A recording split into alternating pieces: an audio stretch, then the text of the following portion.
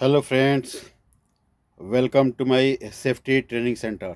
सो friends, आज हम ADNOC के कुछ एक क्वेश्चन है जो एक जेपी को पूछा गया था। STT, sanction to test, actually ये होता क्या है। इसके हम आपको दो क्वेश्चन भी है मेरे पास, मैं लास्ट में आपको बताऊंगा और उसका आंसर भी बताऊंगा।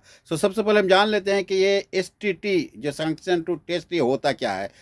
ये एक परमिशन है, परमिट है जो हाई वोल्टेज स्विचिंग ऑपरेशंस वगैरह होता है, उसका प्रोसीजर बनाया जाता है।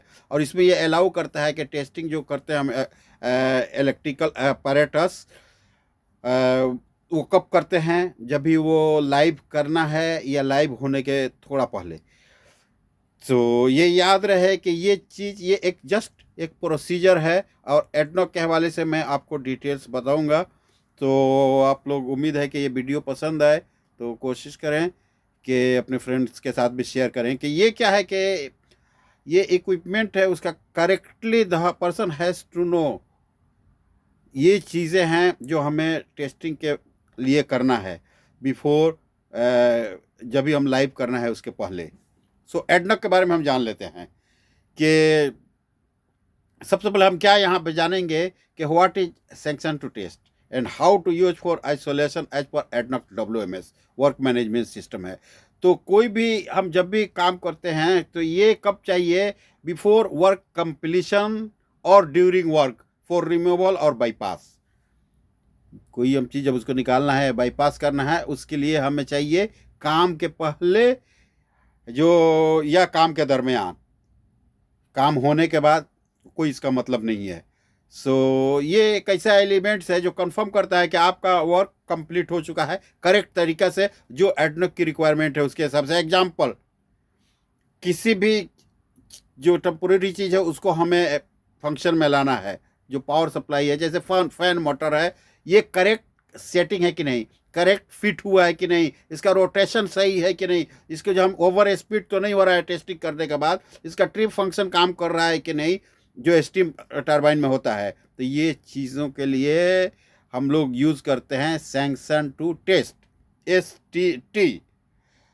ये नॉर्मली इसको आप जान लीजिए। ये क्वेश्चन आपको पूछेगा कि कब चाहिए, तो इंटरमीडिएट स्टेज में हमको चाहिए ये, ताकि जब भी हम प्री स्टार्ट टेस्ट वगैरह होता है, जब फंक्शन चेक होता है, उस वक्त हमें इसका यूज़ करना पड़ता है। ये एक टेम्पोररी डी आइसोलेशन है, या बाद में हम री आइसोलेशन भी करते हैं as per the condition, as per our work scope. ये आपको मैंने बता दिया कि इंटरमीडिएट स्टेज, ये ज़रूर आपको याद करना है। अभी कभी भी आपको पूछेगा तो WMS का जो स्टैंडर्ड है उसको प्रीफर करते हैं हम लोग। से उससे हमने जो भी कुछ यहाँ पे आपको बता रहा हूँ वो रेफरेंस WMS से हमने लिया हुआ है। जो इसके साथ एक होता है एनर्जी आइसोलेशन भी होता है, उसको भी आप पढ़ें तो उसमें STT के बारे में आपको डिटेल्स मालूम पड़ेगा। ठीक है। एडनॉक में इसका एक स्पेशल सर्टिफिकेट होता है। एडनॉक जो स्पेशल सर्टिफिकेट सिस्टम है, सबसे पहले हम जान लेते हैं कि सर्टिफिकेट के अंदर आता क्या है। जो सेक्शन 1 है, type of isolation, process, electrical, mechanical, instrumentation, control, duration of STT, purpose of STT, any attachment as per the area authority. अगर कोई अटैचमेंट है तो ये सेक्शन 1 के अंदर पूरा आता है, जो स्पेशल सर्टिफिकेट है।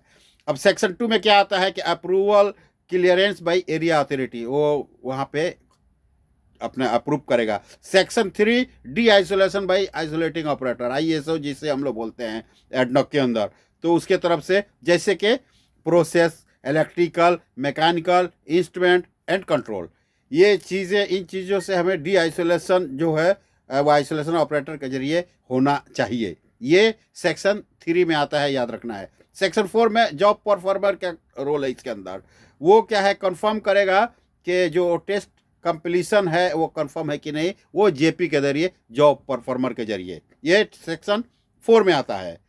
सेक्शन 5 में क्या होगा, ऑथोराइजेशन, जो भी हमें जो आइसोलेशन है उसको बहाल करना है, तो इसके लिए रीइंस्टेट जो करना पड़ता है, तो इसके लिए सेक्शन 5 के अंदर आता है ये, यानी हमें सर्विस को रिटर्न करना है। और ये किसके जरिए होगा, एरिया अथॉरिटी के जरिए।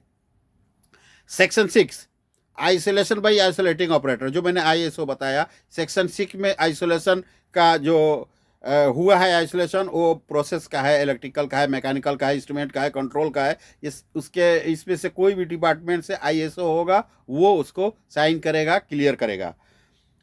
अब लास्ट ऑफ सेक्शन 7 जान लेते हैं सर्टिफिकेट का। उसके अंदर कन्फर्मेशन होता है कि जो इंडिपेंडेंट वेरिफिकेशन करना है, जैसे प्रोसेस कंट्रोल, मैकेनिकल, इलेक्ट्रिकल, ये चीज़ें, इसमें से जो भी हमने आइसोलेशन किया है, सेक्शन 2 टेस्ट करना है, ये कंफर्म है कि नहीं, यही चीज़ है।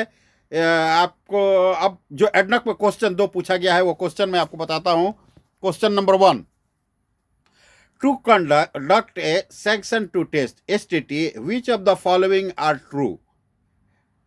उन्होंने कुछ दिया हुआ है, इसमें से ए में all existing permit shall be suspended first, B में approval shall be required from area authority, C में a separate STT form shall be utilise to record signatures, D में ऑल ऑफ दी अबव।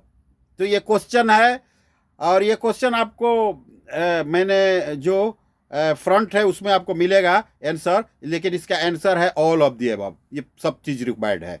ठीक है, question number 1 का। Question number 2 में उन्होंने पूछा है कि सेलेक्ट ट्रू और false, section 2 test is always required at the end of the work activity to test the equipment. जो सेक्शन 2 टेस्ट है ये काम खत्म होने के बाद चाहिए, इसके अंदर बोल रहा है, ये सच है या गलत है? तो गलत है। जैसे मैंने आपको बताया था इंटरमीडिएट स्टेज में ये चाहिए, तो ये गलत है। ये 2 क्वेश्चन उन्होंने पूछा था, और इसी क्वेश्चन को मैं सोचा आपके सामने रखूं, आपके साथ शेयर करूं, ताकि आपको भी फायदा इससे मिले। ये बहुत सारा डिटेल्स है, और भी इसकी डिटेल्स आपको चाहिए, कमेंट सेक्शन में अपना ईमेल एड्रेस लिखिएगा, मैं आपको ईमेल कर दूंगा। Thank you very much friends.